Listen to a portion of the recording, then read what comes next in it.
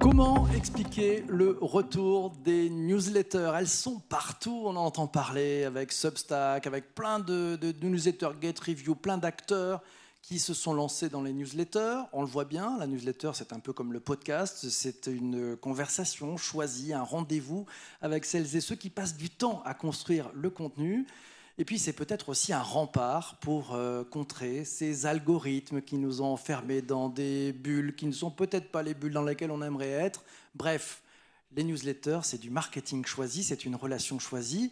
Pour en parler aujourd'hui, deux invités, Lorraine Boudard qui nous a rejoint avec nous, elle est sur le plateau, et puis Dan, j'espère que je vais bien prononcer, Gazelhardt, c'est ça, waouh, 1000 points gagnés, merci. Tous les deux, vous avez fondé Tech Trash, une newsletter, 30 000 abonnés, je crois, c'est ça. Exactement. C'est un truc assez incroyable, 30 000 abonnés. Il faut... Puis c'est pas 30 000 abonnés, c'est 30 000 fois un abonné. C'est aussi le chemin que vous avez fait. Vous décryptez avec sarcasme parfois les innovations de la technologie. C'est un rendez-vous qui est très attendu. Vous mettez aussi un peu de vie intime dans cette newsletter. Vous avez fondé d'ailleurs d'autres entreprises, un studio de newsletter qui s'appelle Courriel, je crois que c'est sympa pour les entreprises qui veulent s'y mettre, Climax, une infolettre hebdomadaire aussi, qui est consacrée à la crise climatique, c'est très intéressant, si vous n'êtes pas abonné, je vous conseille d'aller y faire un tour. Je vais laisser Dan et Lorraine nous partager leurs réflexions sur ces newsletters, sur l'importance, sur comment on fait, et puis je vais revenir vous poser quelques questions. Lorraine et Dan, the floor is yours. C'est à vous d'être brillant, mais vraiment brillant. Merci, ici. on a la pression. On vous laisse à tout de suite. Merci. Bonjour à tous. Donc on va essayer de vous expliquer justement pourquoi nous, on pense que la newsletter, qui est un format qui peut paraître un peu désuet au premier abord, constitue un outil qui peut nous permettre de s'affranchir de cette fameuse tyrannie des algorithmes. Et donc je vais commencer par vous peindre un tableau un peu sombre pour un peu éclairer après avec Dan et vous apporter un peu plus de lumière. Donc c'est vrai qu'aujourd'hui, on sait qu'on est tous bombardés d'emails dans tous les sens. Et donc, comment réussir à se faire de la place dans ces boîtes mail qui sont sursaturées et ce fameux burn-out de la boîte mail auquel on assiste aujourd'hui. Je vais vous parler d'un livre qui vient de sortir qui s'appelle A World Without Email, donc Un monde sans email, qui a été écrit par un chercheur en informatique qui s'appelle Cal Newport, et qui a reçu un très grand succès aux États-Unis, qui a été repris par le New York Times, New Yorker, Wall Street Journal, donc qui a titré We Live in a New Age of Email Anxiety. Tous ces journaux en fait, se sont intéressés à la manière dont l'email nous rend déprimés, sombres et anxieux. Donc c'est une chose dont on est parfaitement conscient. Et pourtant, en fait, on pense quand même qu'il y a quelque chose à faire avec ce format et on va vous en parler un petit peu plus. En fait, Cal Newport, ce qu'il nous explique, c'est que toutes ces conversations en fait, qu'on a au quotidien, surtout dans le monde professionnel, par email, eh ben, elles constituent une forme de bruit constant qu'on a tout le temps en fait, en arrière-plan et qui nous empêche finalement de nous concentrer, qui nous empêche d'avoir une activité cérébrale qui nécessite un minimum de concentration ou de créativité. Et donc, lui, il intime vraiment à supprimer l'email dans l'entreprise, ou du moins à arrêter d'envoyer des emails à son collègue qui est juste à côté, et puis un peu réduire la cadence. Et donc, on est dans ce paysage un peu sombre, et on vous a mis un petit cartoon qui résume bien la situation, à savoir que si aujourd'hui, finalement, personne sur son lit de mort ne regretterait avoir passé trop de temps, pas assez de temps à scroller sur Instagram des recettes de cuisine, et finalement personne aujourd'hui sur son lit de mort regretterait d'avoir passé peu de temps à répondre à des emails. Et donc on trouvait ce petit cartoon assez rigolo. Et donc aujourd'hui on est dans ce qu'on appelle ce fameux burn-out de la boîte mail, sursaturation dans tous les sens. Et c'est ce qu'on appelle l'email anxiety, donc l'anxiété qui est liée aux emails. Et on le voit bien quand on part en vacances et qu'on revient au travail et qu'on a 10 000 messages en attente. On a cette espèce de boule au ventre qui est difficile à faire partir. Et donc nous, on est d'assez mauvais élèves puisqu'on vous l'a mis, on a 16 000 messages. On le voit, en attente. Donc on a du mal à atteindre ce fameux Graal de l'inbox zéro que pourtant tous les gourous du développement personnel et du marketing essayent de nous vendre. Et donc nous, on a encore un peu de boulot à faire. Donc on a ce bruit constant, cette espèce de brouhaha que Cal Newport décrit dans le monde professionnel, auquel s'ajoute finalement tout un tas de newsletters transactionnels, promotionnels, dont on est bombardé aussi quotidiennement, sans forcément en avoir nécessairement envie. Donc là, je vous ai mis un petit florilège de newsletters que moi j'ai reçus personnellement ces derniers jours et qui sont un peu, pour moi, toutes les mauvaises pratiques à ne pas faire quand on essaye d'envoyer des emails et de faire de l'email marketing.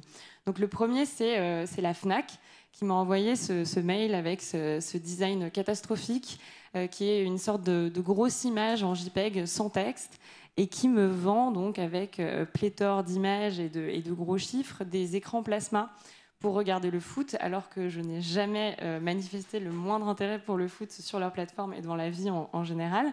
Et donc on voit bien que ça manque à la fois le message et la cible, donc il n'y a vraiment rien qui va. L'autre exemple, c'est celui de Néoness, donc qui là essaye de me faire reprendre le sport, hein, chose que je n'ai pas faite, et qui carrément donc, me m'alpague en m'appelant par mon prénom en majuscule. Donc j'ai vraiment l'impression qu'on me crie dessus, ce qui n'est pas nécessairement très agréable. L'autre exemple, c'est celui de Urban Outfitters, qui là, alors je l'ai pas mis, mais c'est un gif ultra animé qui clignote dans tous les sens et qui vraiment m'oppresse pour me dire que les soldes sont arrivés et qu'il faut absolument que j'achète cette nouvelle robe. Et en dernier, là, on vous a mis vraiment le haut du panier. C'est donc Adidas qui là vraiment envoie une succession de mails quotidiennement, tous les jours, et qui en plus nous tutoie et adopte ce ton un peu faussement cool que les marques peuvent adopter parfois et qui, selon moi, est un désastre total.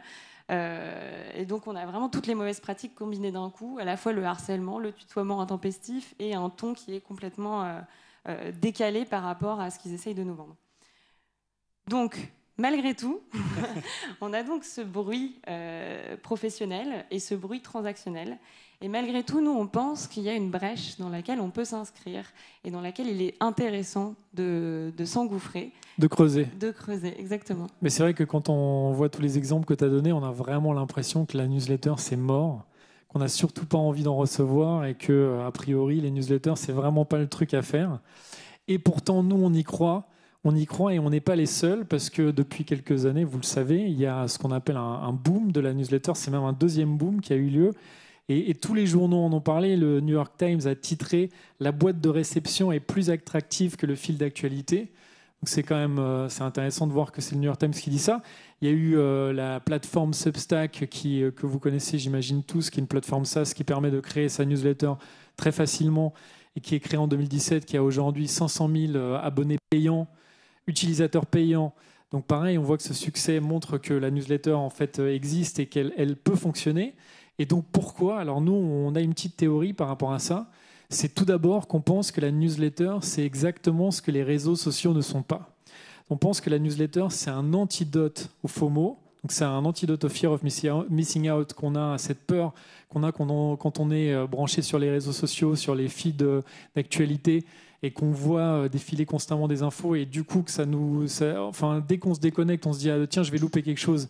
Donc ça, c'est quelque chose qu'on n'a pas avec la newsletter. C'est un antidote aussi à la sursollicitation, à la notification push qu'on va recevoir, pareil, qui provient souvent des réseaux sociaux. C'est un antidote au bruit permanent. Et c'est vrai que depuis leur création, les réseaux sociaux, donc dans les années 2000 et vraiment leur explosion dans les années 2010, nous ont vendu l'image d'un monde connecté, d'un monde plus ouvert, où on pouvait échanger avec tout le monde tout le temps. Et on voit bien que tout ça, ça a un peu des limites. Et en fait, que des fois, c'est trop de connexion, trop de connectivité, et du coup, que ça ne fait pas du bien forcément à nos cerveaux. Comme tu l'expliquais au début, il y a une vraie anxiété. Et du coup, on voit qu'avec la newsletter, en fait, on a une connexion, mais on a une connexion qui est choisie. On a une connexion, donc voilà, avec du contenu qu'on a vraiment envie de lire. Donc, il y a une reprise de décision du lecteur et donc voilà, une reprise de pouvoir. Et le patron de Substack, il a dit que justement, la newsletter permet de s'opposer au sentiment croissant de désespoir sur les réseaux sociaux. Donc ça, c'est quand même aussi, c'est intéressant de voir ça. Et donc, pourquoi les newsletters reviennent ? Donc le rapport de confiance, il y a un rapport direct entre le lecteur et l'éditeur de la newsletter. C'est un rapport qui sans algorithme. Donc la newsletter, on voit bien que contrairement aux plateformes qui vous rendent accro par design, en fait, qui ont des designs qui sont faits pour que vous scrolliez, que vous soyez tout le temps connecté, et ben la newsletter, c'est une expérience qui est différente. C'est une expérience sans notification, donc qui est anti-feed, anti-scroll, et c'est une expérience qui se rapproche plus de la lecture d'un journal à l'ancienne, enfin d'un journal papier, donc avec une finitude, avec un début et une fin. Donc la newsletter, quand vous la recevez, en fait, moi, quand je reçois des newsletters, je les lis un peu comme je pourrais lire le dernier journal que j'ai acheté à la gare, et donc je ne suis pas sursollicité en même temps pendant ma lecture par d'autres informations qui rentrent. Et donc, comme je l'ai dit, voilà, la newsletter, c'est une reprise du pouvoir par le lecteur, parce qu'il n'y a pas de métadonnées, il n'y a pas de ciblage, et c'est RGPD friendly, pardon. Donc voilà, ça c'est le troisième point, la reprise du pouvoir qui est très importante selon nous. Donc il y a un renouveau qui est en marche. On parlait de Substack. Substack aujourd'hui, c'est 500 000 utilisateurs payants. Et donc, on voit bien les grands géants de la tech, les grands réseaux sociaux, les grandes plateformes se sont aussi réveillés. Donc, Facebook, par exemple, après avoir copié TikTok ou Snapchat, en fait, eux aussi, ils sont allés sur le créneau des newsletters. Donc là, ils ont lancé une plateforme qui s'appelle Bulletin. Il y a Twitter qui a racheté la plateforme donc, qui est concurrente à Substack, qui s'appelle Revue. Il y a aussi des acteurs de newsletters historiques qui ont une croissance assez incroyable. Il y a notamment The Hustle, qui est une des très grosses newsletters marketing américaines, qui a 1,5 million de lecteurs et qui ont été rachetés par HubSpot pour une valorisation de 27 millions de dollars. Il y a Morning Brew, pareil, qui est une newsletter qui est lue, je crois, quotidiennement par plusieurs millions de lecteurs et qui a été rachetée là par le Media Business Insider pour une valorisation de 75 millions de dollars. Donc, on voit qu'il se passe quelque chose vraiment. Et donc, pour continuer sur cette bonne voie, on va vous montrer quelques cas d'utilisation que nous, on trouve intéressants, donc d'exemples plutôt à suivre. Et le premier, c'est évidemment le New York Times, qui est vraiment le maître en la matière, puisqu'ils ont une stratégie hyper rodée, hyper calée sur les newsletters. Ils ont donc 71 verticales en newsletter. Donc ils ont vraiment une stratégie de sursegmentation, c'est-à-dire que chaque rubrique a sa propre newsletter. Donc que ce soit politique, féminisme, sport, etc. Donc ça, c'est plus la stratégie de segmentation thématique. Mais il y a aussi une stratégie de segmentation géographique. Donc il y a la newsletter Canada, la newsletter Australie, etc. Et donc, ils ont vraiment connu un énorme boom l'année dernière, en 2020, avec le confinement et la pandémie. Et leur taux d'ouverture a complètement explosé. Ils ont un vaisseau amiral dans toute cette stratégie qui s'appelle The Morning, que vous connaissez peut-être, qui est leur newsletter phare, qui est envoyé quotidiennement et qui résume l'actualité finalement à tous les lecteurs, avec un édito, encore une fois, hyper travaillé, hyper poussé, etc. Et donc, The Morning, en 2020, c'était 1 milliard d'ouvertures. Donc ça vous donne une idée des ordres de grandeur qui sont en jeu avec le New York Times. Et ce qui est hyper intéressant avec le New York Times, c'est que dans toute cette stratégie globale, ils ont développé ce qu'ils appellent les pop-up newsletters. Donc c'est-à-dire qu'à chaque fois qu'un événement hyper important, d'une ampleur suffisamment forte se produit, le New York Times a une souplesse et une agilité suffisamment grande pour pouvoir développer très rapidement une newsletter dédiée à cet événement, une newsletter qui aura finalement une durée dans le temps assez limitée. Donc ils l'ont fait avec la crise du Covid, avec Corona Briefing, et c'est-à-dire que tous les jours, en fait, le New York Times envoyait des nouvelles sur ce virus qu'on connaissait finalement assez mal l'année dernière. Ils l'ont fait aussi avec la procédure d'impeachment de Donald Trump. Ils ont créé très rapidement une newsletter qui a duré quelques semaines pour suivre cet événement en particulier, un peu comme Le Monde le fait sur ses fils d'actualité, d'ailleurs en live et en direct, sauf que le New York Times, lui, a vraiment décidé d'investir ce format de la newsletter.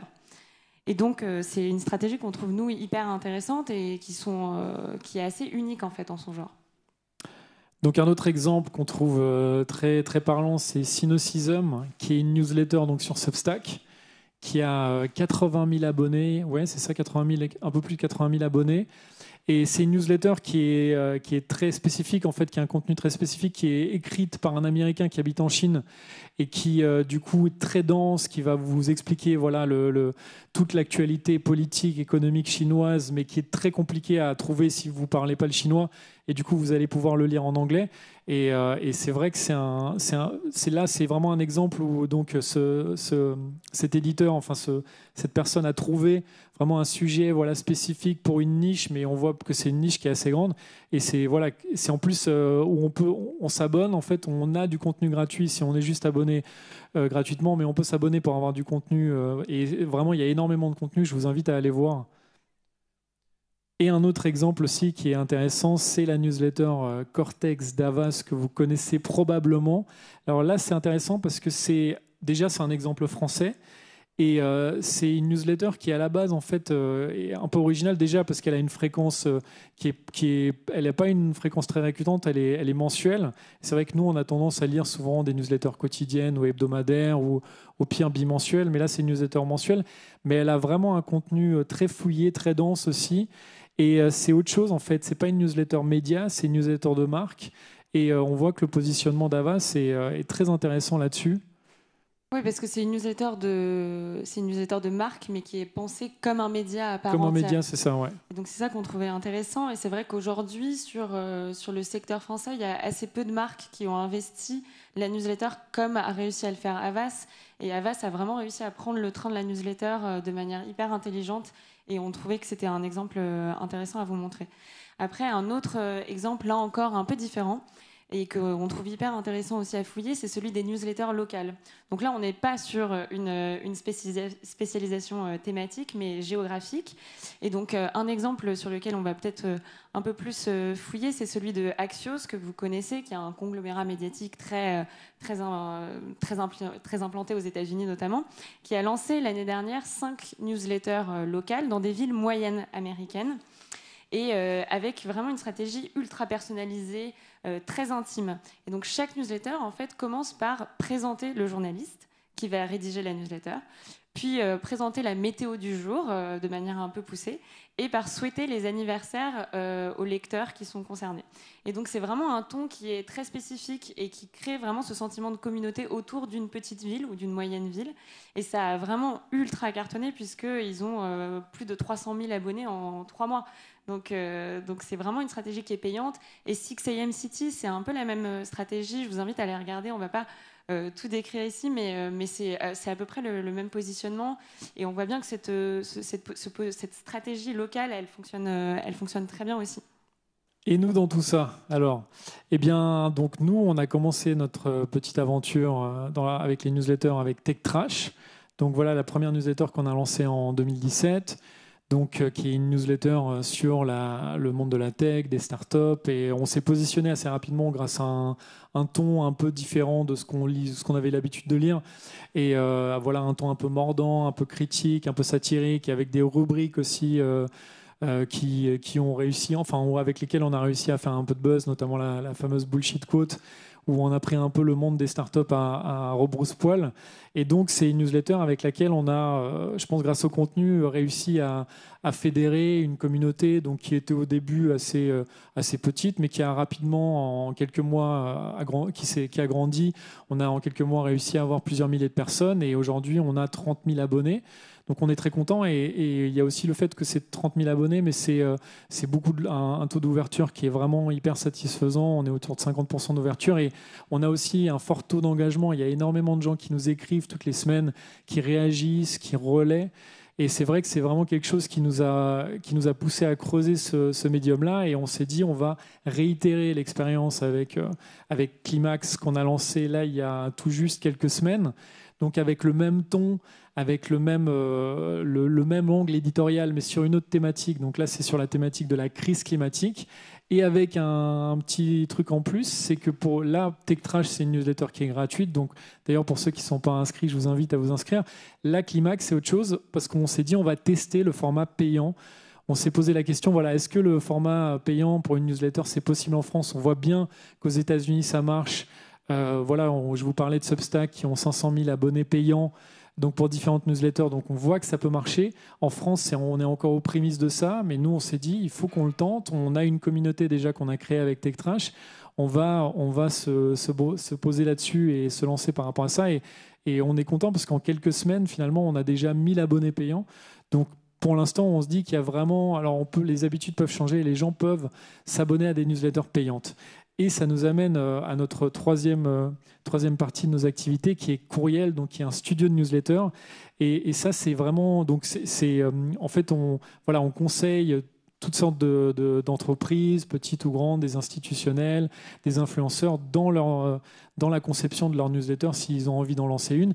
Et c'est vrai que cette activité s'est lancée un peu de façon très pragmatique en faisant Tech Trash. Donc, depuis 3 ans, on a eu beaucoup de demandes, beaucoup de gens qui nous ont contactés en nous disant on aime bien ce que vous faites, comment est-ce que vous le faites, enfin, qu'est-ce que vous faites différemment, qu'est-ce qu'on pourrait faire nous. Et donc, on a eu tellement de gens qui nous ont écrit pour nous demander des conseils qu'on s'est dit, en fait, il faut qu'on structure une offre par rapport à ça. Et il faut qu'on accompagne certaines personnes pour faire leur propre newsletter. Et en même temps, on s'est dit, on a quand même envie de garder notre ton, de garder notre identité. Donc, par rapport à ça, on s'est aussi positionné avec notre identité, nos types de visuels, avec notre site. Donc, je vous invite à aller voir, en fait, qu'on a fait à partir d'un Google Spreadsheet. Donc, on s'est dit, voilà, on va prendre les gens un peu, encore une fois, en rebrousse-poil. Et on va faire justement un site un peu différent des sites d'agences de contenu qui sont souvent très beaux, très léchés. Nous, on va faire quelque chose d'un peu plus punk, en tout cas à notre niveau, quoi. Et c'est vrai que ça marche parce que c'est marrant, parce qu'il y a beaucoup de gens qui vont aller voir le site. Alors des fois, ils n'arrivent pas trop à trouver parce que l'adresse du site est aussi un peu originale. C'est crrl.xyz. Donc c'est vrai qu'il faut aller chercher un peu pour la trouver. Mais quand les gens trouvent, ils sont tout de suite hyper contents parce qu'ils nous disent « Ah bah tiens, j'ai eu un peu de mal à vous trouver, mais maintenant que je vous ai trouvé, j'ai envie de travailler avec vous. » Donc on a mis un peu des embûches, mais ça marche. Donc, une fois qu'on vous a convaincu que c'était pertinent aujourd'hui de lancer une newsletter, il y a effectivement quelques questions à se poser avant de vraiment franchir le cap. Bon, c'est des questions assez basiques, mais qui valent la peine quand même de se poser. La première, c'est évidemment quel est l'objectif de la newsletter et est-ce qu'elle vient en complément d'une autre newsletter qui est déjà existante, en quoi est-ce qu'elle se différencie, etc. À quel public est-ce qu'elle s'adresse ? Quel service est-ce qu'elle veut rendre? Est-ce qu'elle veut éduquer, c'est-à-dire informer sur un thème en particulier, par exemple sur la crise climatique? Est-ce qu'elle veut connecter, donc là plutôt créer une communauté autour d'une ville, par exemple, dont je vous parlais, les newsletters locales, c'est tout à fait ça. Est-ce qu'elle veut plutôt pousser à l'action, donc agir? Ça, c'est un format dont on n'a pas trop parlé, mais que nous, on trouve très intéressant. C'est le format des mini-cours, en fait, par newsletter.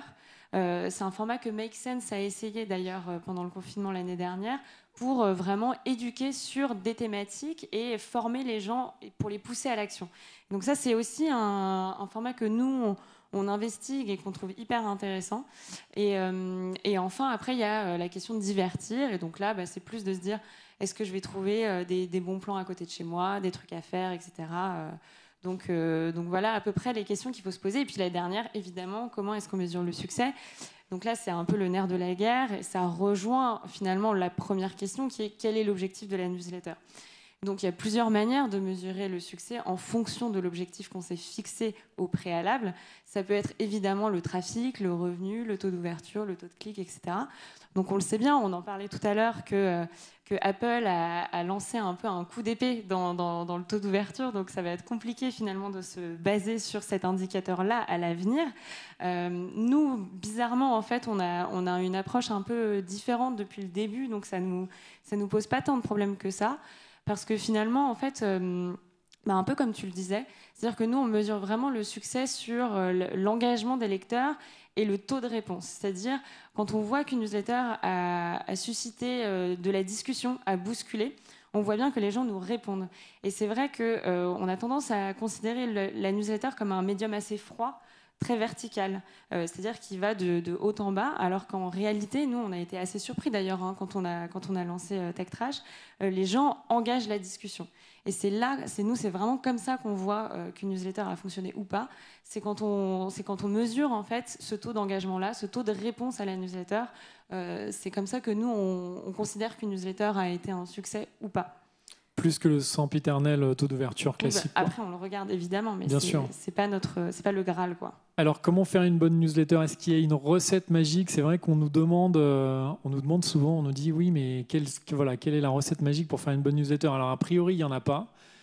mais il y a quelques points quand même qu'on pense qu'il faut, quelques cases à cocher, en tout cas quelques questions qu'il faut se poser évidemment quand on fait une newsletter éditorialisée.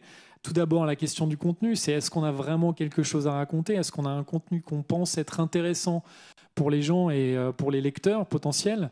Après, il y a la question de la sincérité. D'où est-ce qu'on parle? D'où est-ce qu'on parle au lecteur? Et est-ce que est-ce qu'on est vraiment, la position de là où on parle, est-ce qu'on peut parler du contenu qu'on va traiter? Il y a la question de la sobriété. La sobriété. Alors, Lorraine, tu l'avais abordé un peu avec les contre-exemples du début. Et c'est vrai qu'on en voit encore de ces newsletters-là. Moi, j'ai l'impression à chaque fois de faire un voyage dans le temps et de revenir dans les années 2000. Quand je reçois des newsletters comme ça, avec des grandes bannières, avec des objets en majuscules, avec des injonctions, avec des fois des newsletters où il y a juste une seule image et en fait, il n'y a pas du tout de texte. Donc moi, je dis vive la sobriété. Et c'est vrai là, on peut vraiment se baser, par exemple, sur ce que propose Substack, parce que Substack, leur template de base, en fait, il est hyper sobre. Et c'est vrai qu'aujourd'hui, la newsletter, je pense, en tout cas, elle ne doit pas forcément ressembler à ça, mais elle doit ressembler plus à ça qu'aux newsletters des années 2000 avec des images qui clignotent partout. Et le dernier point qui est intéressant, c'est la question de l'incarnation. Et encore une fois, je vais citer Substack. C'est vrai que Substack, il y a beaucoup de newsletters qui sont incarnées, qui sont écrites à la première personne et la plateforme fait tout pour. Alors, je pense qu'on n'est pas obligé de faire une newsletter qui est incarnée à la première personne. Et nous, on en est l'exemple parfait. C'est vrai que TechTrash et Climax sont des newsletters qui sont incarnés, mais qui ne sont pas représentés par une personne, mais plutôt par un ton ou par une équipe. Mais après, en tout cas, il y a des choses qui sont quand même intéressantes à aller voir. Notamment, là, l'exemple, c'est celui de Emily Atkin, qui est donc une journaliste américaine qui fait une newsletter qui s'appelle Heated, qui fait partie aussi de nos inspirations sur Climax, donc une newsletter sur l'écologie, sur la crise climatique. Et elle, ce qu'elle fait, donc, alors elle incarne vraiment sa newsletter et elle a une petite astuce, c'est que dans chaque newsletter, à la fin, il met une photo de son chien ou d'elle avec son chien. Donc c'est très intéressant, ça personnalise quand même beaucoup. C'est vrai qu'au début, quand on reçoit la newsletter, on ne sait pas trop, on se dit tiens, qu'est-ce que vient faire ce chien ici pourquoi cette image-là? Et puis au fil du temps, au fil des lectures et des éditions qu'on ouvre, on s'y attache et finalement on a presque envie des fois de l'ouvrir juste pour voir cette photo-là. Et c'est marrant parce que c'est vraiment comme ça, avec cette petite astuce, qu'elle a réussi à créer un petit rendez-vous et qui fait qu'on a encore plus envie d'ouvrir sa newsletter. Et du coup, donc, se pose la question de comment grandir. Alors, une fois que vous avez votre newsletter, que vous êtes posé les différentes questions sur le contenu, sur l'incarnation, sur d'où est-ce que vous parlez, sur le design aussi, et bien voilà, une fois que vous avez lancé la newsletter, que vous l'avez envoyée à votre base de contact, que vous commencez à avoir quelques lecteurs, vous allez vous poser la question de comment est-ce que je peux grandir plus. Et là, il y a des exemples qui sont intéressants, notamment des programmes de parrainage qui, a priori, c'est vrai que quand on en parle comme ça, on a l'impression que ça fait hyper old school. Et finalement, il y a des exemples où ça marche extrêmement bien. The Hustle, donc, qui a beaucoup de lecteurs, qui a 1,5 million, c'est ça, de lecteurs. En fait, ils expliquent qu'il y a 30% de ces lecteurs qui viennent du programme de parrainage. Et donc, chez eux, le programme de parrainage, c'est quand vous poussez donc des gens autour de vous à s'abonner, vous allez avoir accès à tout un tas de contenus exclusifs, à des livres blancs, à des interviews des fondateurs, donc à tout un tas de contenus auxquels vous avez accès uniquement si vous parrainez d'autres gens. Et vous avez carrément accès aussi à des groupes de discussion Facebook qui sont privés. Donc vous devenez un espèce de privilégié un peu de la bande de The Hustle. Un autre exemple qui n'a rien à voir, mais qui est intéressant aussi, c'est celui de Morning Brew. Donc pareil, une grosse newsletter avec des millions de lecteurs quotidiens.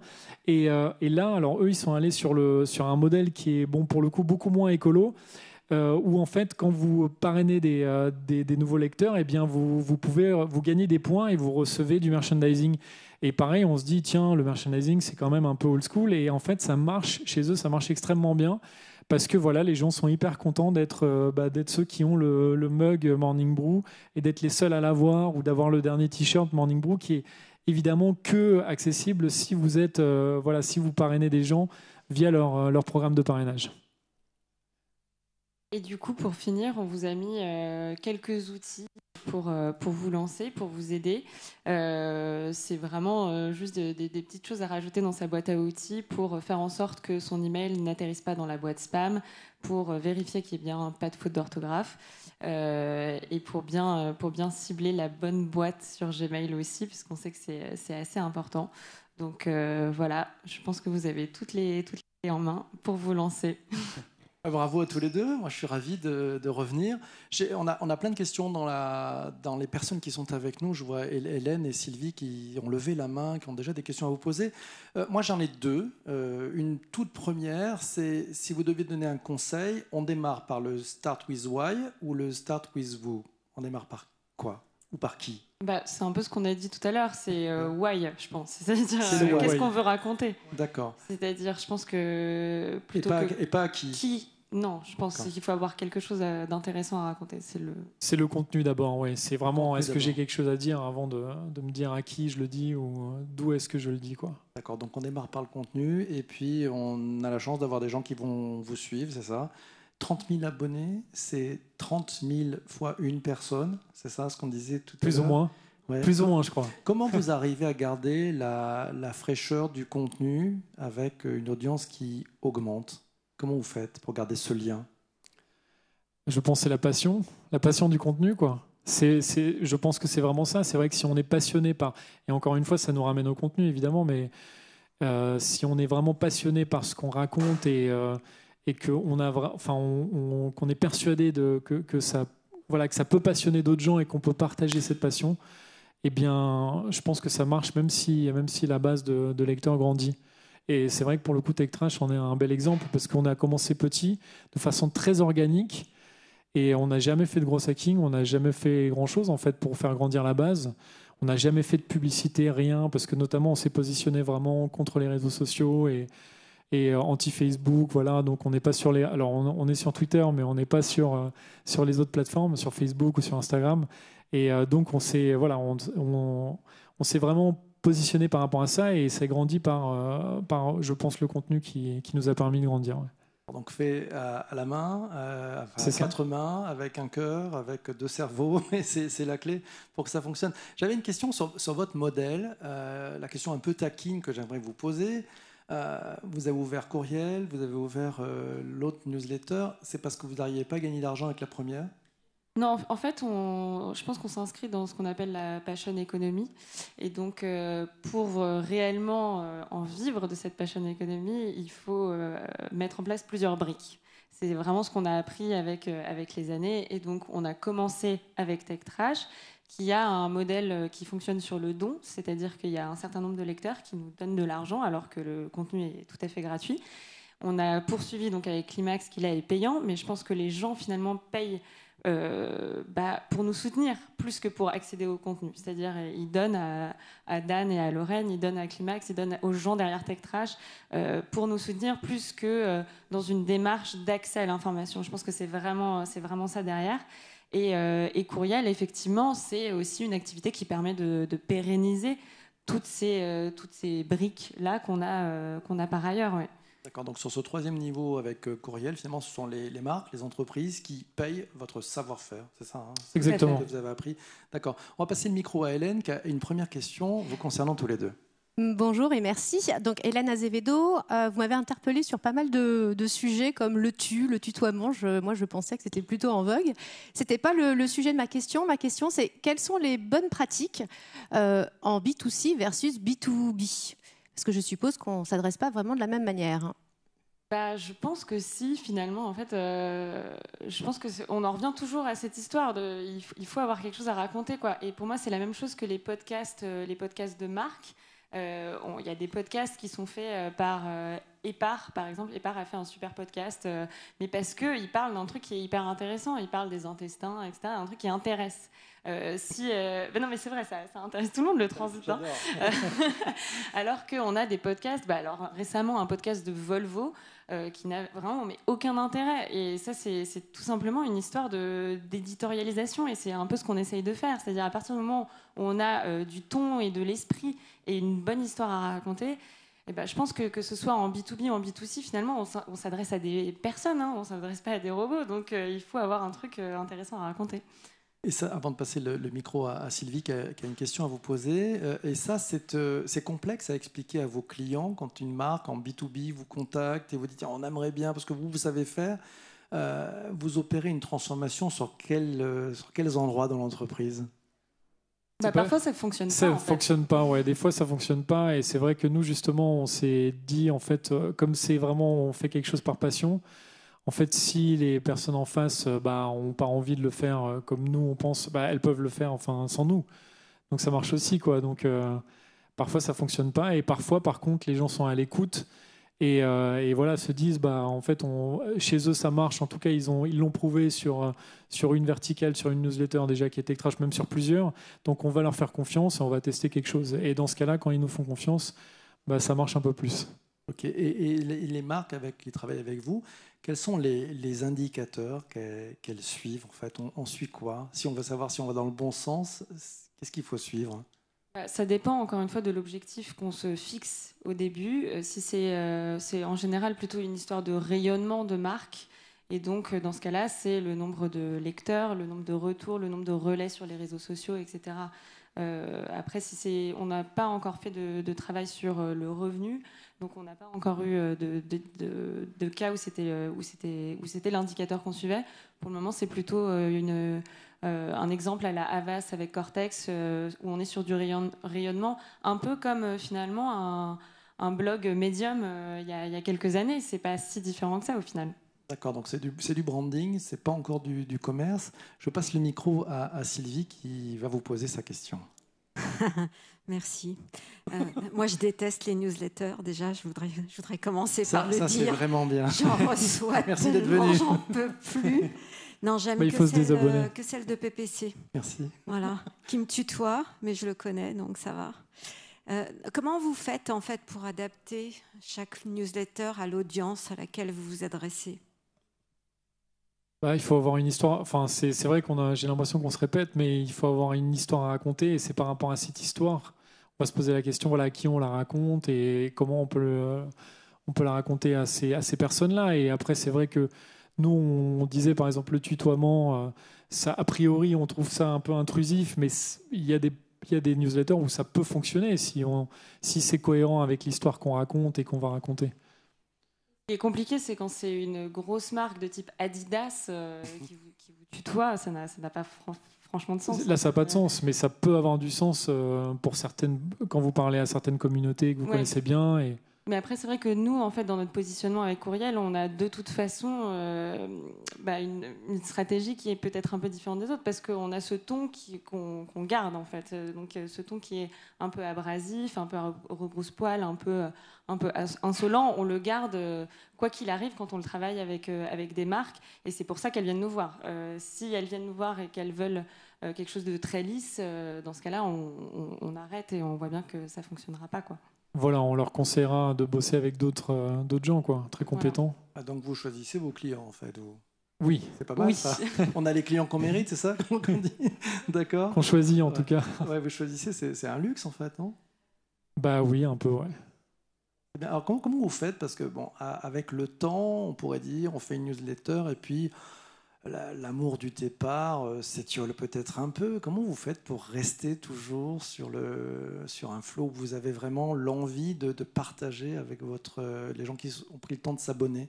C'est parce qu'on part de sujets en fait, qui infusent tellement partout dans la société que quand on parle de crise climatique, quand on parle de tech, en fait, on parle de tout, quoi. On parle de tout, ouais. On parle de la vie, quoi, en général. Il y a toujours des choses à dire. Donc, c'est ça aussi qui fait qu'on arrive à toujours garder le feu, la flamme. C'est que c'est des sujets qui sont passionnants et qui ne cessent de se renouveler, quoi. Et puis là, avec la nouvelle newsletter Climax, pour nous, c'est un vrai challenge aussi parce que c'est un autre sujet. Donc, la TechTrash, ça fait quelques années déjà qu'on le faisait. Là, on aborde un autre sujet. Donc, il y a un vrai travail éditorial pour trouver les types de sujets, comment est-ce qu'on va aborder la question. Et puis en plus, le challenge d'avoir une newsletter qui est cette fois-ci payante, qui est en plus hyper excitant parce que on se dit, est-ce que c'est possible en France? Il y a très peu d'exemples qui montrent que c'est possible. Je crois qu'il n'y a que BriefMe en France qui fonctionne en newsletter payante. Donc voilà, est-ce que nous, on peut être les deuxièmes à y arriver, quoi, et à être rentable? Et être rentable, c'est la question. Mot de la fin, c'est pour toi, Lorraine. Si tu devais expliquer ton métier à un enfant de 10 ans, tu lui dis que tu fais quoi? Autrice. Autrice. Et toi? Moi, je dirais que je raconte des histoires qui arrivent, a priori, qui vont arriver dans le téléphone portable. Ah, attends, il y a un scoop là? Non, mais qui arrivent parce que c'est souvent dans les smartphones non. avec les smartphones qu'on les lit. Donc c'est pour ça que si j'explique ça à un enfant de 10 ans, Ouais. voilà, j'ai dit, voilà, mais les histoires, tu peux les lire sur le téléphone que tu auras peut-être dans quelques années. Pas mal, ça j'aime bien. Merci à tous les deux. Merci, Merci. à vous d'avoir participé. Merci beaucoup. D'avoir regardé cette conférence. Merci infiniment. Et à très vite sur le site d'Inbound Marketing France. Demandez le programme. Il y a plein de tables rondes, de workshops, de trucs fabuleux. Donc à très très vite. Merci beaucoup.